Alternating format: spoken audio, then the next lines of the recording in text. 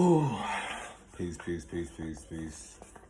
I wasn't sure. Well, give peace and greetings to all. Giving honor to source, to all ancestors known and unknown. I wasn't sure if I was gonna do like a part 2 today, but you know how something's just itching at you in your mind, like, oh yeah, you doing it. But you know, it's just that urge that you just, I gotta do this, I gotta do this. But anywho, this is like a piggyback or a follow-up off the first video, speaking in regards to you know, these I came across this post via Facebook, and it was talking about 7 family toxic traits. Now, you can exclude family and actually speak about, you know, this can resonate in many ways, whether career-wise, family, just however in your environment or in your life or in your experience. The first video, if you don't have knowledge of it, really talks about, you know, that we should tolerate harmful people. In my journal, that we should tolerate harmful people or people who have harmed us,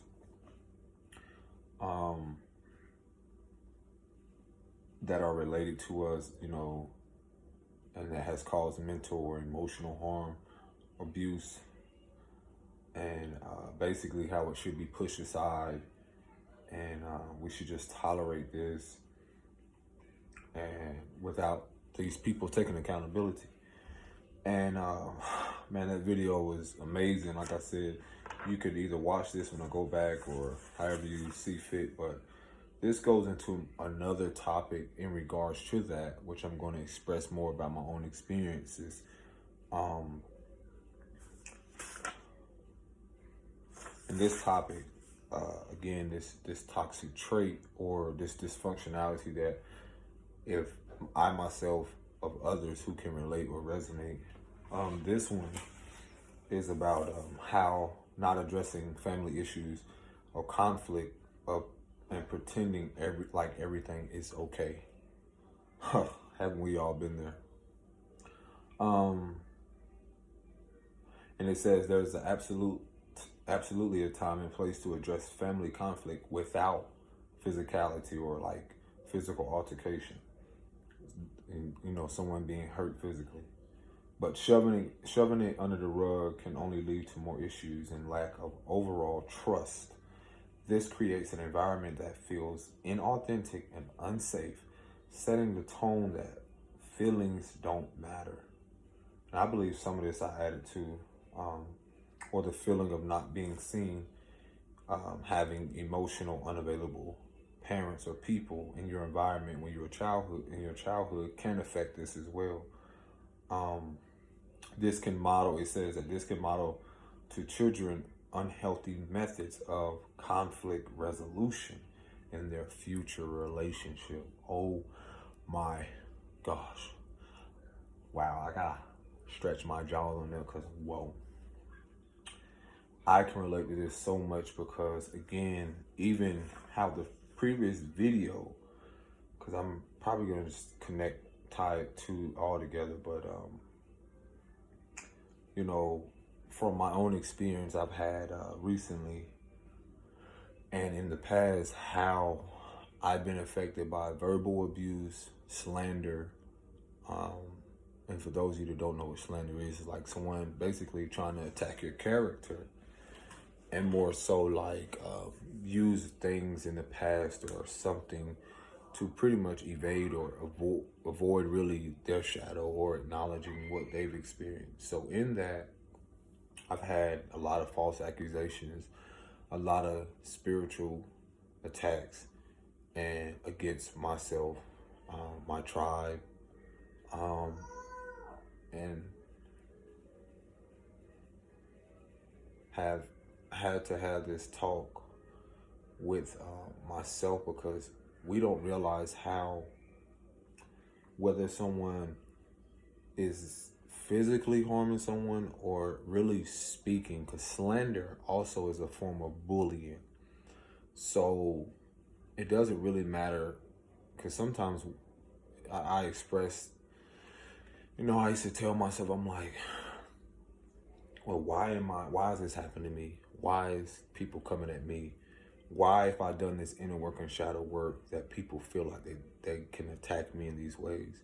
So a lot of which I realized that Spirit revealed to me how it's a part of your initiation. It's a part of who you are. And it's also a part of how the maturity one has come into in the inner growth and the shadow and the facing oneself, embracing oneself again, healing, and realizing how the very things that were preyed upon us and we've gotten through is now seeing the woundedness in other people, how they use what they're running from to project onto others. And that meaning, like, just false accusations of saying such things to try to devalue my character. Very things that again, as a man who, just because I'm 6'4", 6'5", with a stature, it's not so much of what I look like externally. It's the fact of like, being touched on young and being at that moment, a victim of, someone exploiting you not yet experiencing, intimacy, but exploiting that, and then not having someone there to protect you. So, someone like touching on you, and then you're trying to figure out like, why is this happening? And so a lot, again, we don't realize how much we have tolerated.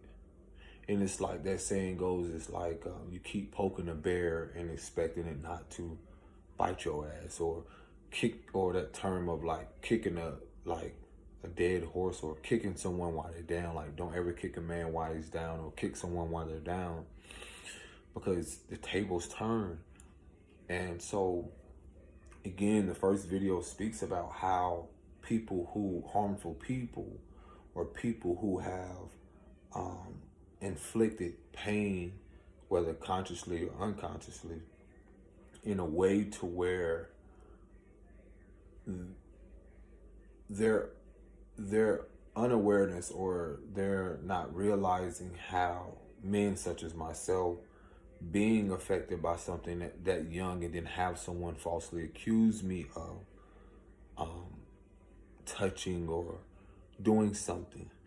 And if I may go into detail, and this isn't for anyone to show pity, it's just like the false accusation of someone saying that I touched my daughter, or accusing me of things just because it seems like the desperation of trying to get people to see me as whatever it is that in their mind, or what they haven't really processed, or even probably have been through something similar. And it's a lot that I can go into detail about, but again, it's the processing how and why sometimes people could go so low. And truly, the beauty of it all is how we respond to it. And so even through numerous of false accusations, or trying to devalue my character, or bringing up something in the past, certain things we feel may not affect us in ways.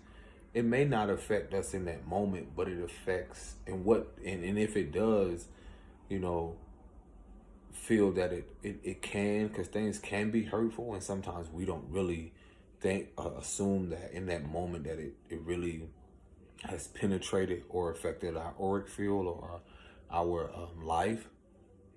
But being in that situation, and having someone who's supposedly close or say these things, it can hurt, but still have a place of compassion for myself and others, because of once you get to that place, it's like hurt people. But in the same moment, I've gotten to that place where I would not tolerate bullshit.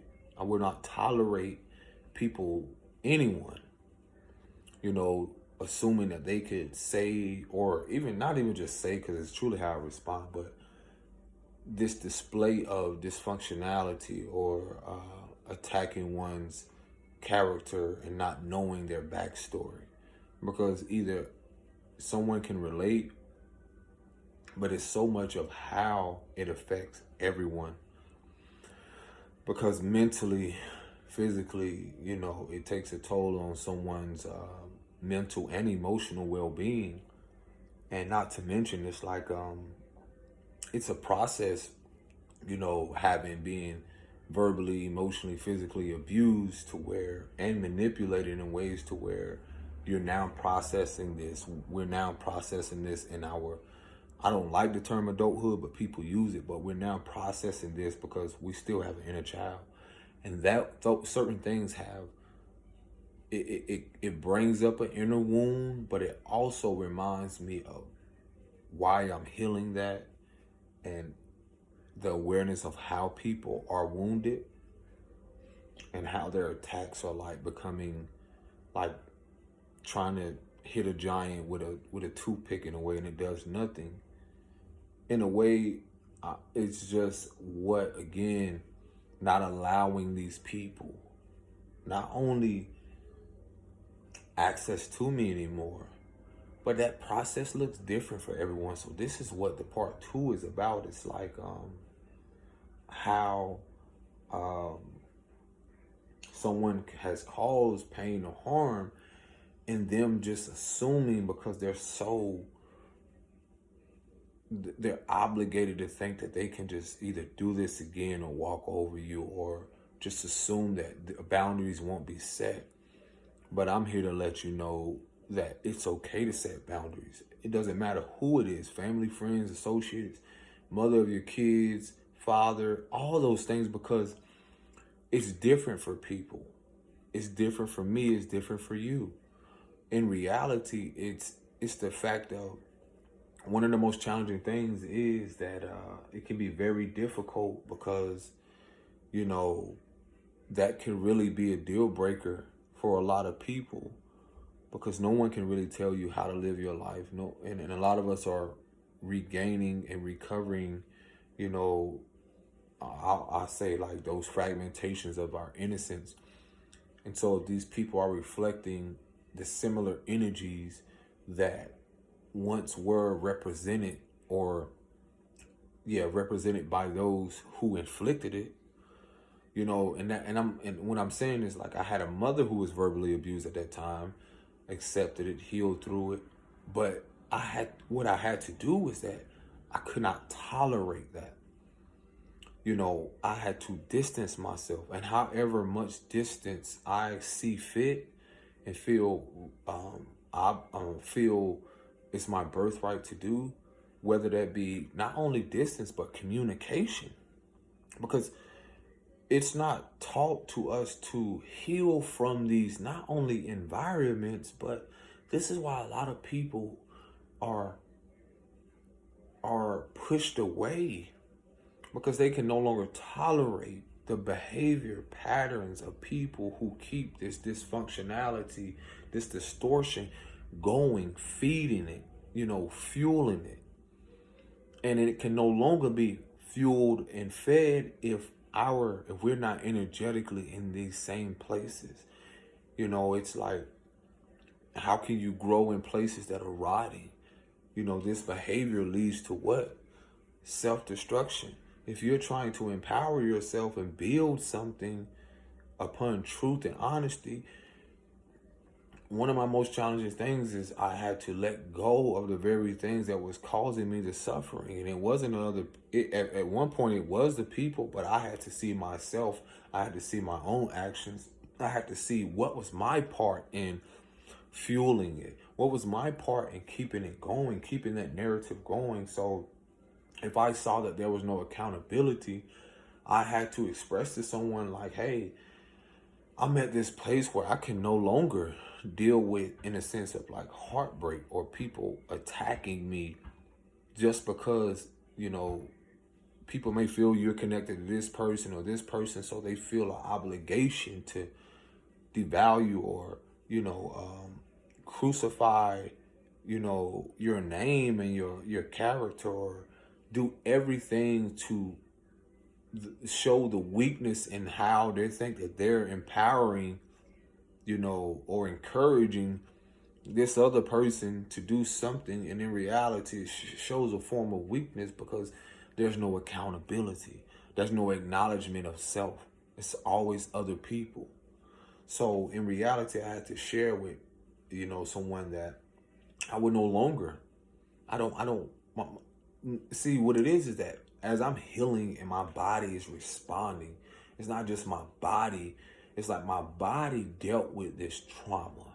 My body dealt with, and it held on to these very things, these memories in the tissue, the ass whoopings, the verbal abuse, all these things that I'm processing, letting go, all the while trying to just be in the moment, live,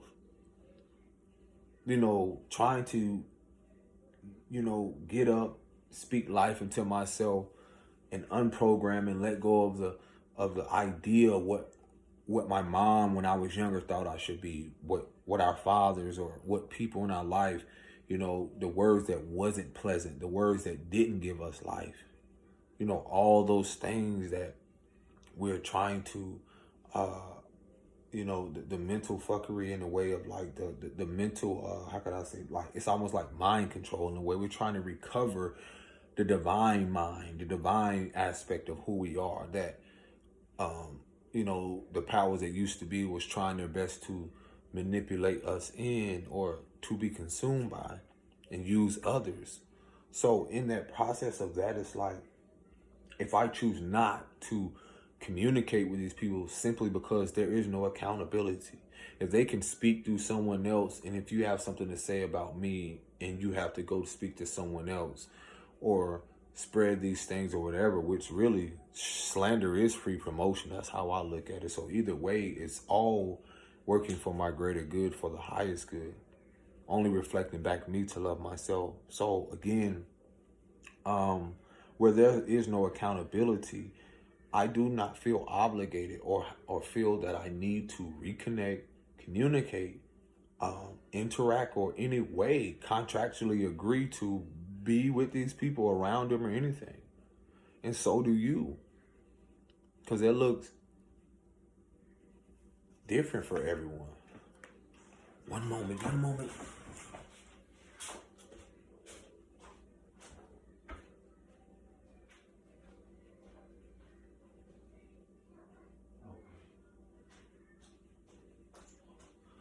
Anywho, I smelled something. I think it was somebody outside. I was like, what am I smelling? I know I didn't have the stove on nothing, but anywho. So again, it's like, and these are the consequences for people's actions. It doesn't matter, because I think a lot of what really is the greatest challenges again is because we built these through time. We have developed an emotional cord, and there's an emotional discord that has to happen. There's an emotional cord that, energetically, that connects us to our mothers, fathers, or people, relationships. There's a lot of things that, again, that involves, intimacy and all these things, because these are the first people who showed us or implemented or gave us the blueprint to what love should look like, is expressed, shared, whether they were there physically. That's still, like, even if your mother wasn't there, you still gain some type of emotional aspect of, the feminine principles or emotional aspect, because you were in her womb. And so in that, whether, and a lot of people may have their mother or father or may not, or whomever represented that, whichever person you develop that same emotional connection or cord, you also develop consciously and unconsciously a way of loving and expressing that love and implementing that. So again, I had to get to this place where I had to let go of so much that was connected to dysfunction that created so many imbalances within my life. And in that awareness, it's like I had to see where there was no awareness of accountability. And when I saw that, I realized that was the beginning of my healing journey. Once I start to realize how accountable I needed to be for myself, mentally, spiritually, emotionally, all those things. And so then it goes into what I was, the other toxic, what do you call it?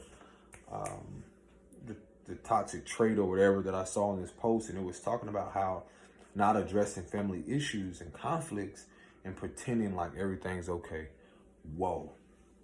So let me be the first to say this. I've had experiences, because it takes a lot of courage within yourself.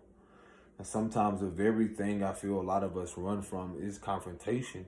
And like it says, is that there's an absolute time and place to address family conflict without physicality. So confrontation is actually normal. In a way of like, we want to run from the darkness, but you're the beacon of light to shine darkness on all these generational curses that need to be broken. So I've had to have those uncomfortable conversations. I've had to have, certain relationships that highlight my own experiences, what I was continuing, the behavior pattern, a lot of things, whether, how did I develop, at that time, how did I develop being, at that moment, being a womanizer or a narcissist or all these things that represented the wounded man and reflected back to the wounded mother. I had to learn that from somewhere. How did I begin my healing process? Because I had to acknowledge like what I was going through, and no one else, because, people will say things, but I still had to be the one to be accountable for and accept those consequences that came with my actions. And so in addressing a lot of things, there were moments where I would address things that happened, because I would have people come up to me like, this happened, and I said this in front of, a relative, and they didn't take it so well because they've been covering up so much. And people really believe, again, that, that one individual gets attacked for addressing the dysfunctionality because this has been going on for so many generations. And so, there is a moment. I would express to people like, sometimes you will be guided to have those uncomfortable conversations, whether it be face to face, via phone, anything as such. And you can't make these people be accountable for their actions. Sometimes that karma will hit them when you're not around. I'm learning that. I had to accept that, because I realized if my life is getting much better because I did it in the work or shadow work or choosing to heal, no one had to face that but me. But also in facing that, me as in we, that heals 7 generations back, 7 generations forward.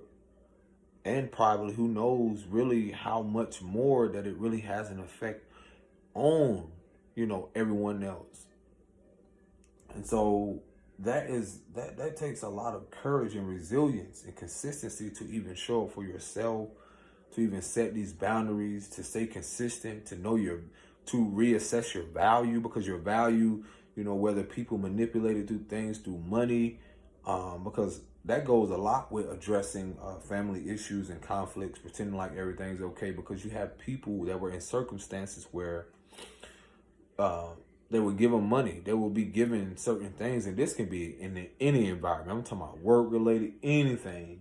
It don't matter where it's at, because we know that this is how a lot of people have been persuaded, whether it be emotionally or silence or quiet, because it has been connected to, a lot of money, or in other circumstances, whether it be money, you can have like threats, a lot of things. Yes, baby. It's okay.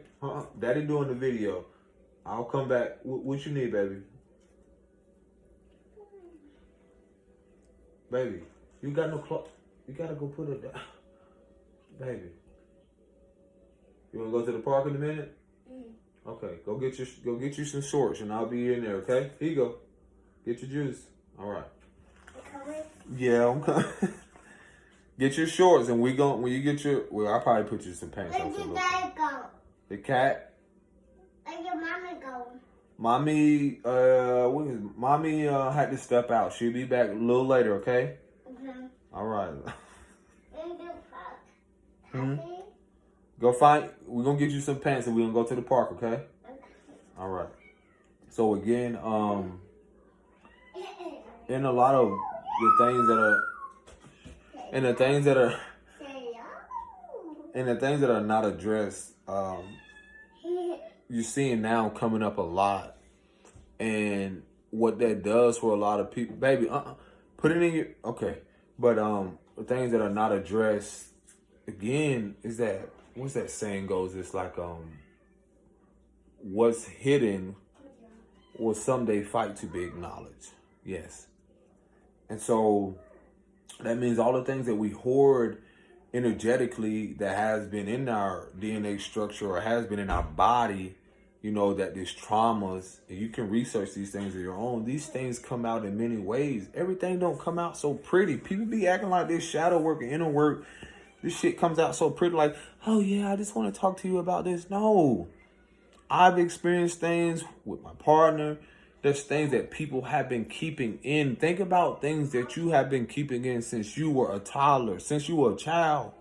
And you've yet to express this to someone. And even sometimes people who may not have a mother and father, that they were hurt, or, you know, some people hold even a grudge or certain things against other men and women because of what they went through with their father and mother. And what I mean by that is, like, sometimes they feel if this mother and father transition, you know, some people blame themselves or feel like they could have done something better or something they could have addressed. It's a lot that goes into that, and we don't even realize that we have, over time, the things that we could talk about.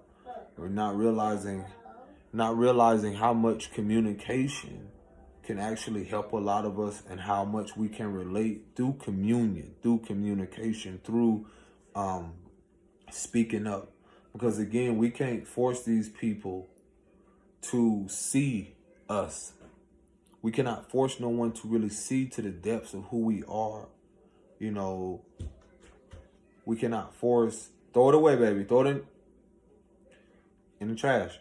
And so we cannot force, like, people to see really our perception. And so again, as I read more about how it says brushing things up under the rug can lead to more issues and lack of overall trust. That's a big one, because I've had to speak to people about, hey, this doesn't sit well. If I don't talk about this, it'll create more issues. And like I tell y'all, tissues, you take the T off. Again, we're in a way of like energetic beings, or beings who stores stuff like a motherboard, or who stores information. We absorb things like a child, like a sponge. And we keep these things in until, again, it has the surface. It's like the ocean. Things so deep, and then it's so dark, and eventually it makes its way up. It purges out. That means even relationships. There were things where I felt, I'm telling you, I felt like I was over certain things in a way of like, where I dealt with certain things. I knew I was being authentic, but I was attacked for being in that authenticity, for simply being me. And a lot of us can relate to this, because some of the very people that loved us the most ridiculed our dreams, or, you know, certain people that wanted to help didn't. And a lot of that hurt us internally, even though we showed outwardly that we were okay. A lot of things where we dealt with on jobs, or certain things in our life where we felt like everything was okay, and it's not. And it's okay to not be okay. But it's also okay to express that, so you can learn to be okay with it. So we don't no longer have to brush things up under the rug to feel like, because hey, Aaliyah, do not bang on that. Okay? So, this thing with the overall trust is that we're trying to build trust in foundations where not only these people don't trust themselves, but by them keeping things brushed up under the rug in the dark, these secrets or whatever, it cannot give room to build trust again.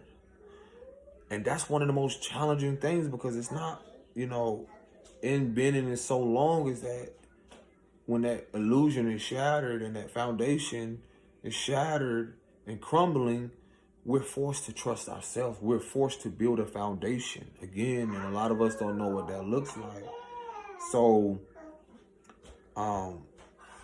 what that does when things are brushed up under the rug is that it creates an inauthentic environment, unsafe, and setting the tone that our feelings don't matter.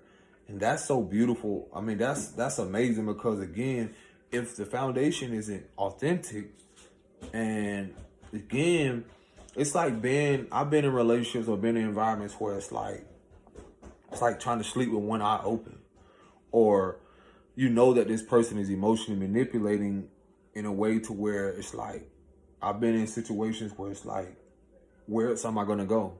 Do I have somewhere to live?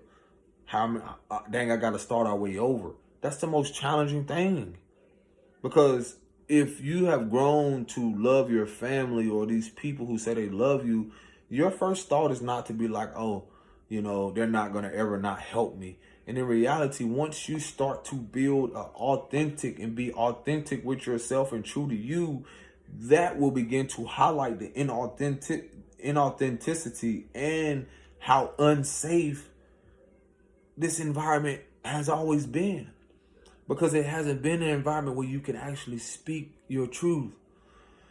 Because so many things that, again, once you speak that, it shatters the foundation. And when I mean the foundation, it's like all the things start coming out. It's like you remove, I'm gonna give you this visual. It's like, imagine building a foundation.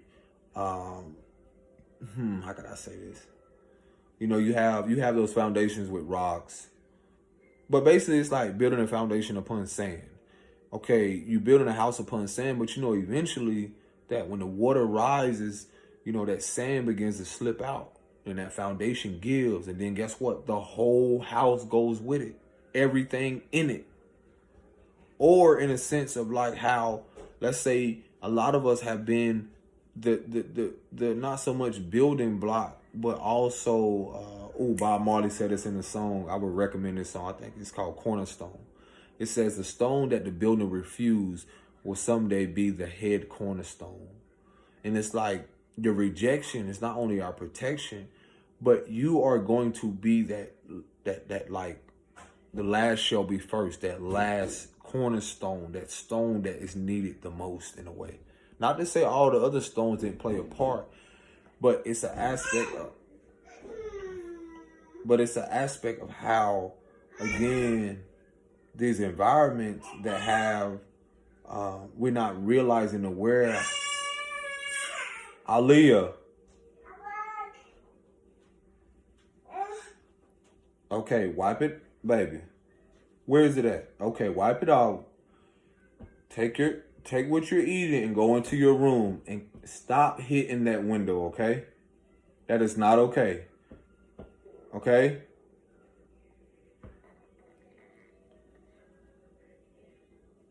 We do not need to bang on the window, all right? That is not okay, because we don't need you to hurt yourself trying to hit a bug, okay? Daddy will let the bug out next time, okay? I know you may not like what I'm saying, but I'm just expressing it to you, baby, the best way I know how, okay? Because we don't need to hurt the bug, okay? The bug want to live just like you want to live, all right?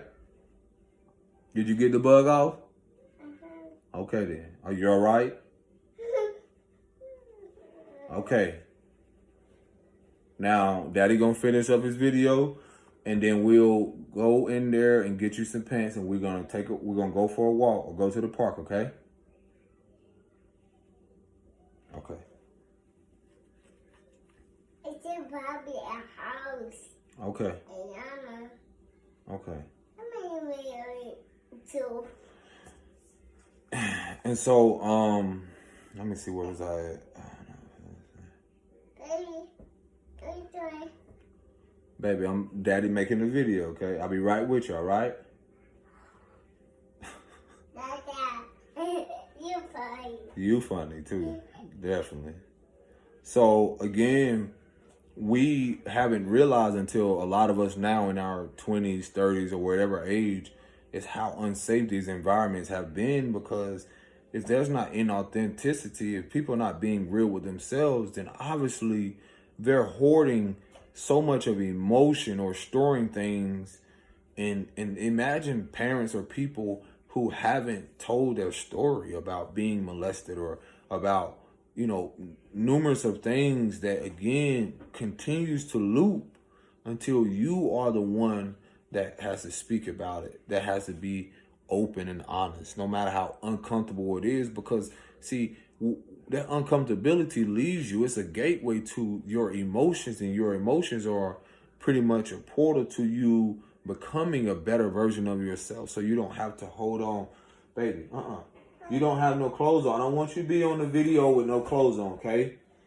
I gotta put some pants on you, okay? I know you may not like it, but baby, I'm just being honest, okay? Okay, so Aaliyah, you wanna, baby, grab the shorts right there. I can put them on for you.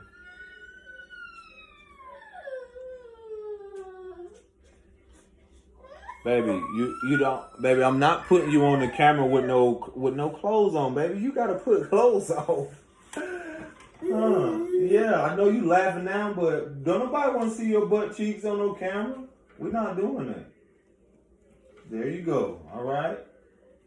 Now I'm gonna I'm gonna find you some pants. Let me finish this up. Anywho, so again, a lot of us haven't been in this unsafe environment, but the reason we're doing this now is because we are recreating a whole new narrative, because a lot of us haven't been in safe environments. A lot of us haven't even been secure. If it was so secure, then these things wouldn't be crumbling right before us. Whether, when you see societally, in environments where women and men haven't felt safe. And so you're talking about how this creates, our kids, which is the youth, is so important, creates more environments or a cycle where there is no resolution because of these unhealthy patterns that have continued. And so what that does is that it literally prepares them for the same cycle or loop that we have been trying to break, or which we already are, being generational curse breakers and healers. And again, this is why I became aware of why it is a lot of why I was being attacked in so many ways, is because I realized that, the universe, and that goes for you, the source was just preparing us. Be careful, baby. Source was just go ahead, you can get the puppet. Source was just preparing us, because a lot of us are here to create and hold the blueprint to these communities or these places where we can feel safe and secure within. But that first had to happen. We had to see it externally to return internally to what it is, to be more in tune with ourselves emotionally, mentally, spiritually, so that could reflect our reality. So, again, we had to see these dysfunctional environments, and a lot of people won't like it. They won't accept it. But do you have the unwavering faith to still press forward, no matter who falls away? Because the ones, we're at a time where it's not even so much about word of mouth or what people speak. It's honestly actions. And so I gotta get ready to take the princess to a park, because I ain't even finna sit here and she ready to, I could tell. But anywho, again, a lot of just what I'm sharing is because it's not about wrong or right. Some people say that, but it's about really standing up for yourself and realizing that these people or these external things can do their best to try to dictate your life. But once you start taking your power back and setting the tone and standing up for yourself, you'll begin to see not only who's for you or against you, and in reality, it's just showing you that you are on a righteous and in a path that has always been aligned for you. Because in that being true to yourself, you will attract others who are authentic. You will attract others who are on that wavelength that you are. So yeah, there's more I'll talk about again about these subjects, but peace and blessings. Shalom.